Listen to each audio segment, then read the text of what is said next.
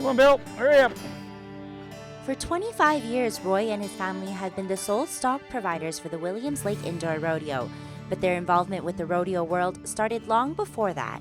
Our family ran a ranch, and we did a bunch of different rodeo events, and we started in the practice pen, and we bought a few bulls and some cattle. And as we got out of high school, we basically had an opportunity when another contractor sold his business to become a partner with him. And we started in that way, and 4 or 5 years down the road, we bought him out, and we kind of continued on from there. So the first rodeo that we did was 1984 at C+ Rodeos, and I was first year removed from high school. My brother was still in grade 12, so we've been at it a while.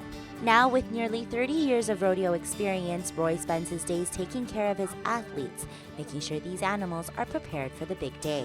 I like to consider myself a general manager, and my athletes are the four-legged ones. So basically our job is finding them that work for the cowboys, and it's a huge venture. You know, some of the horses will put 4 or 5 years into finding out what they are and if they're going to be successful, and the bull's the same thing.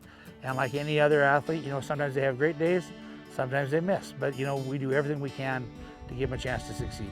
In fact, all the bulls at C+ Rodeo are born and raised there, with tons of room to play, 1,000 acres to be exact.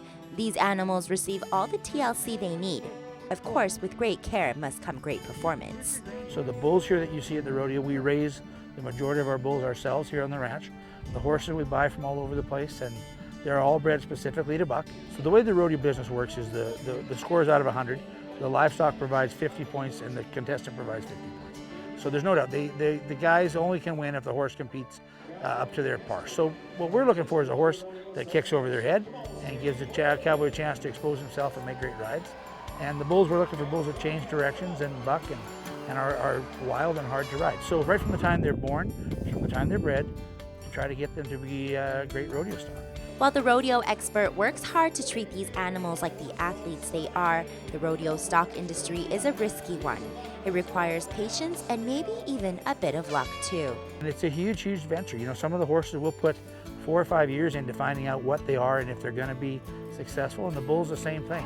So some of the animals that you'll see at the stampede or the stand at the indoor rodeo, there's horses there that are worth $30,000, $40,000, $50,000. And so we spend a lot of time with them. Despite the gamble, Roy says watching these athletes grow, combined with the risk of never being for sure, is why he's been doing this for almost 3 decades. The indoor rodeo in Williams Lake, for example, we buck Thursday night. We have a bit of a tryout session. We use it as a chance to make sure the grounds are set up how we want, and we use that as a chance to buck some young horses and some young bulls. That's what we enjoy the most. What Earl and I still enjoy our business is those young ones when you find the next one. When we go to the stampede and we buck our 10 best ones, we know they're going to buck. When we enjoy the rodeo business the most is with those colts and those calves, when you have a chance to see all my years of work, all our time feeding him, come to an end.